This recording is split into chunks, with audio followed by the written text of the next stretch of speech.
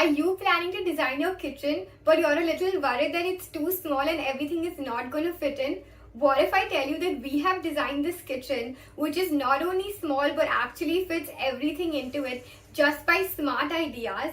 Well, if you're looking for these smart ideas and hacks to actually make your kitchen also look big and make it look much more efficient and fit a lot more things in it, then this is exactly the video that you need to see, because I'm going to be sharing with you exactly how we've designed this kitchen and giving you an entire tour of it. So stay tuned till the end of the video if you want to find out what color combinations we've used, what hardware we've used, and why we've exactly used those space-saving hacks that we've used. Hi guys, and welcome back to my channel. I'm Tanvi Sixeria, the founder and CEO of Littlemsdesigner, Designer, a luxury interior design firm. If you're here to find out about the tips, tricks and hacks and anything to do with interior design, then you're at the right place. Well, so let's jump right into this topic. In this video, I'm going to be talking about this beautiful kitchen that we've designed, which is so small as barely even 50 square foot, but just in this size, we have managed to incorporate everything that the client wanted, whether it was the fridge, the other equipment, to the storage that needs to be put inside all of the drawers and shutters. And not just this, we've actually managed to give them a nice folding breakfast table, which I'm going to be talking about in this video. So stay tuned, because I can't wait to talk about every small detail hack that we have used in this kitchen. So in this video, the topics that I'm going to be covering are 1. The space planning and the layout, 2. The materials and the color combinations, 3. The fall ceiling and the electrical lighting work, and 4 is going to be the space saving hacks in terms of the hardwares you've used, etc. 1. Space planning and layout. Now if you see this kitchen, it was really small. As soon as you enter the house, there was a living room which gets into an open kitchen concept. Now this kitchen concept that we have designed also had a small breakfast table. If you see, on the left of it we have shutters and drawers which are on a linear form of a counter tabletop, and on the right we have a breakfast table which actually is foldable, which I'll tell you about a little later. But just to understand the layout, we have tried to keep all the storage touching the wall on the extreme left. This is to make the center part of the kitchen, between the kitchen and the bar, completely empty, so there is enough space to move around and actually access everything. To the right of all of these doors and shutters, we have given you a nice fridge just nearby the window so that we do not cover too much of the daylight coming in. Now this was for the layout of the space. Now the reason that we've given it a linear kitchen layout is because if we would have given you storage on both sides of the kitchen layout, it would have become too much. So we decided to give everything on one side of the wall. But let's say if you're someone who wants to add a little more storage, you can definitely give the kitchen storages on both sides of the wall layout. Now when you enter, there is something that you need to understand when you're designing the space planning of a kitchen, and this is known as a working triangle. When you're understanding the working triangle of a kitchen, the 3 main elements are your fridge, your stove and your sink. Making sure that there is a good synchronicity happening between these 3 is very, very important. So if you see, usually what you have is you have the gas, which is the stove, on one counter, you have the sink on another counter, and you have the fridge on the other counter, so that there is a good triangle forming between these. But sometimes when you have a very, very small space, you cannot go with these principles. So a simple hack to this is to actually have it in one linear, the way we've designed in this kitchen. So what we've done is we've given the fridge on the extreme end, because giving it in the front of the kitchen would be a hassle, because every time someone would come in or go out, it would come into the hindrance of anybody else if in case there were 2 people using the kitchen. So the reason of putting the fridge right at the end was that. And also because it was really tall, so it would block the view of the kitchen. And then right after that, we've given you storage counters going under the counter so that there is easy access to it. And above that, we have also given you overhead storage shutters. Now, as you can see, there was barely any space for a dining area or anywhere to eat. So what we've done is, keeping in mind that we've kept all the hidden storage on the left of this wall, on the right of the wall, we've given you a cute bar table cum breakfast table cum dining table. Yes, this table had multiple purposes to it. And not just that, what the beauty about this table was that when you did not want to keep it in use, it had one small fixed portion with a beautiful storage cabinet underneath. If you opened it, you could store anything from your cutlery to your bar bottle, glasses, or anything that you would like to store. And when you wanted to use this table, all you had to do was flap down the table, and then you could actually have 2 chairs on either side and eat and actually enjoy your meal or anything that you would like to have on it. Wow! very important to ensure that you have minimum 3 feet of passive space between any two of these things. So if you see between the left cabinets with all the storage and the right of the bar table folding, we've actually created a small passage of 3 feet, so there is easy movement going all across the kitchen. So when you're planning your kitchen too, make sure to keep minimum of 3 feet passage wherever you can.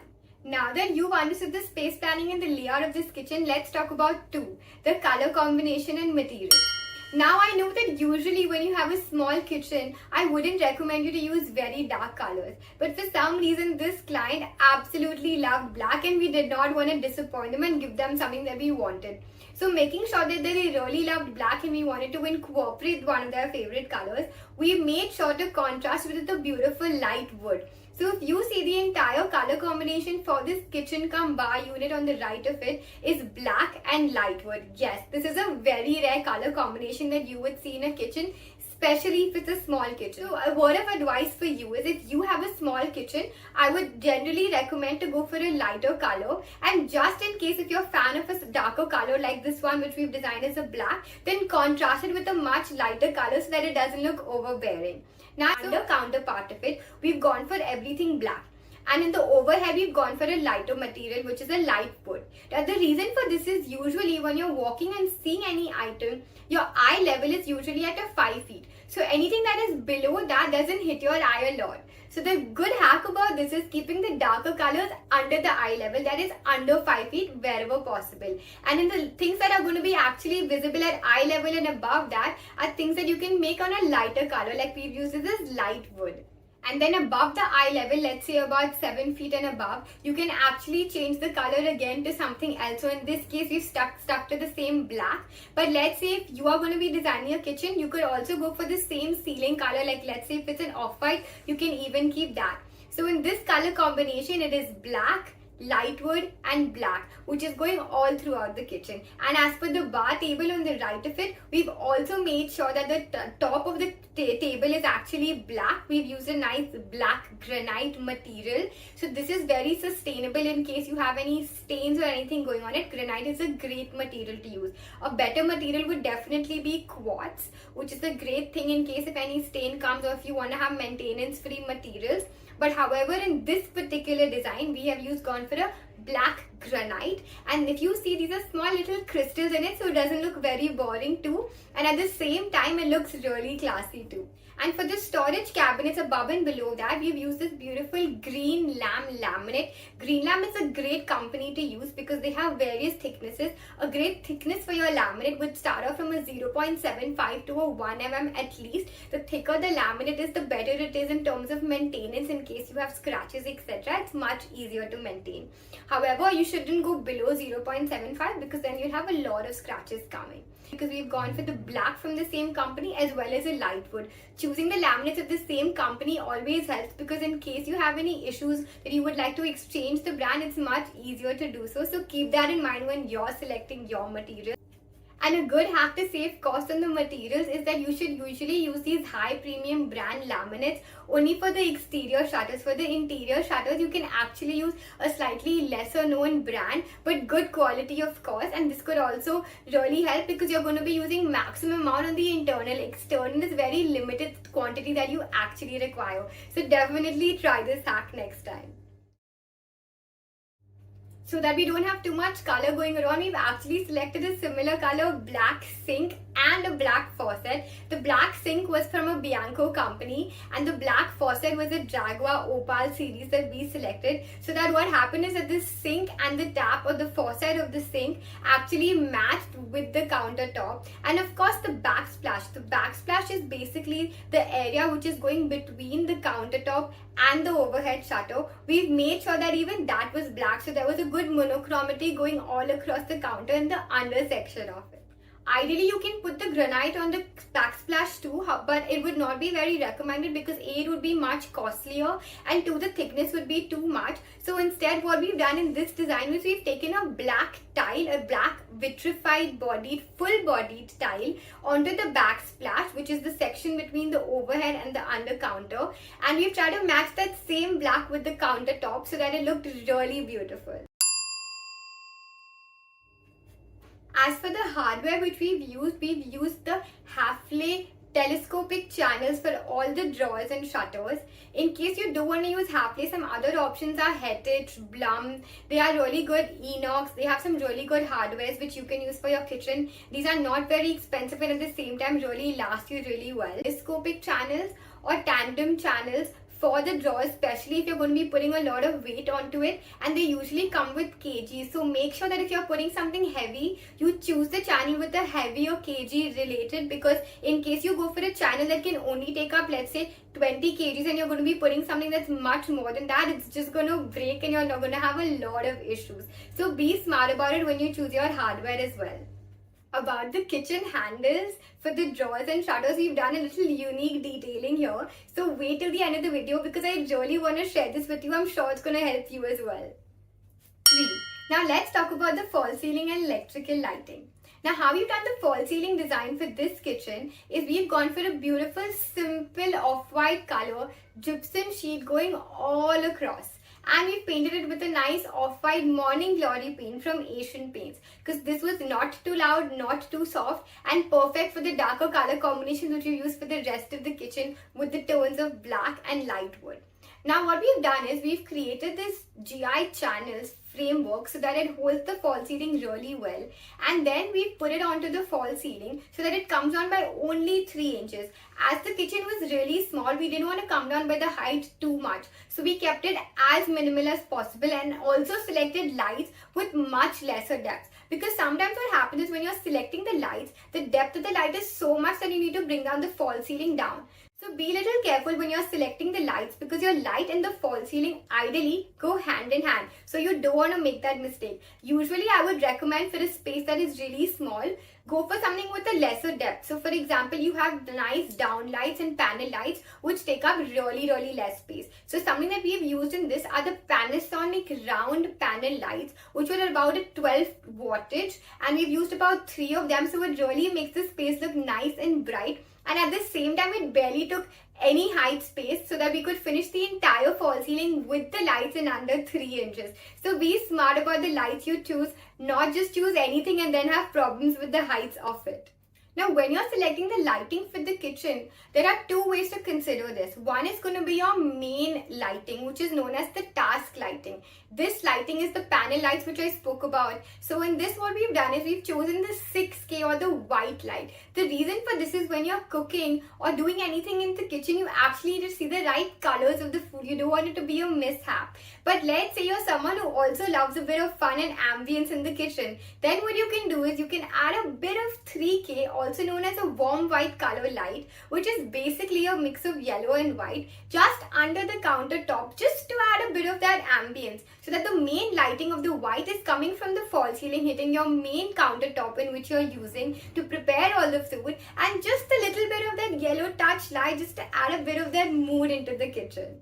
So what we've done is between the under counter and the overhead shutter, we had a little space. We added a beautiful LED strip, concealed strip going all across, so that that yellow 3K light really made that space look really nice and moody. So in case you want to have a date night, it's perfect to put that on.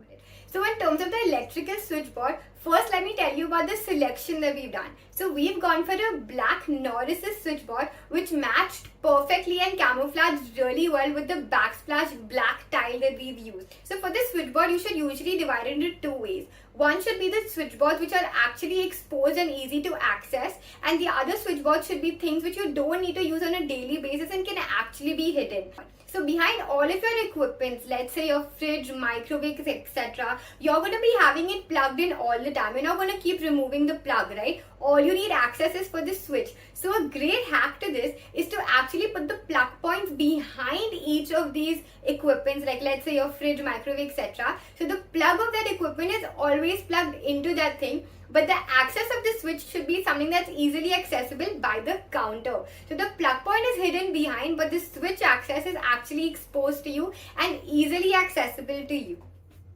And 4, let's talk about the space saving hacks. So if you can see, the breakfast table is one of the best things that we've done for this. Access is that space is completely saved and you can use this table only only when you require it. So it actually saves you on a lot of space. So in case if you have a small space, try to make things that are folding or that can be put into place when you don't require it and can be pulled out only when you require it. This is definitely something you should try to do, because it looks like a small little hack, but it makes a lot of difference if you don't have too much space. Access is that space is completely saved, and you can use this table have handles protruding out, and when the space is really tight, every time you're moving in and around that space, you might get hurt with the handles and it might come in your way. Wow. So a good way to do this is to actually have concealed handles. Now instead of having the regular concealed handles, what we've done is we've given a nice triangular shaped cross slant drawer design with a nice slit or a groove under, so that one can literally put their finger inside and pull it out super easily. So not only does this save a lot of space, but it's also known as smart designing.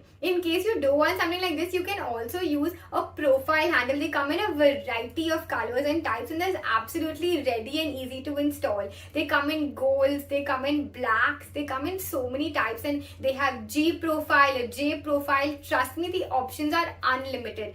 This is a very small hack but really important, and you should definitely try it, especially if you have a small space for your kitchen. And another space saving hack for your kitchen is that always have a place for everything. Of course, it has to look beautiful from the outside, but it's really important to organize the kitchen well from the inside. You can do this with actually dividing and using internal organizers between each drawer. So if you open the first drawer, there is a cutlery drawer in which we've put divisions for each spoon, forks, and different cutleries that the client wanted to use. You can do it in your way. Make sure that you know the number of quantity that you want to use, so you can actually divide it as per you. Making a drawer specifically for that specific item makes you understand how much you can actually put into it. Discard all the things that you've never used, things that you think you will use and haven't even looked at in years. Discard them and make space for things that you will actually use. And the things that you actually need, actually organize it and divide it as per each drawer what is going where. So trust me, this is a great space saving hack that you should definitely consider. Well, I hope you enjoyed this kitchen tour, because I had really fun explaining you all of the small details that went behind it.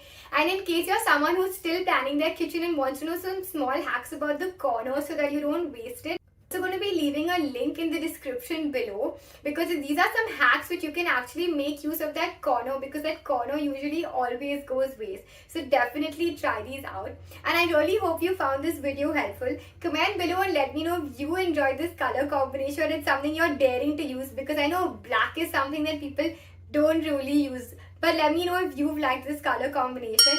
And of course, don't forget to like, share, subscribe, and of course hit that notification bell so that you don't miss out on our next video. Thank you so much for watching.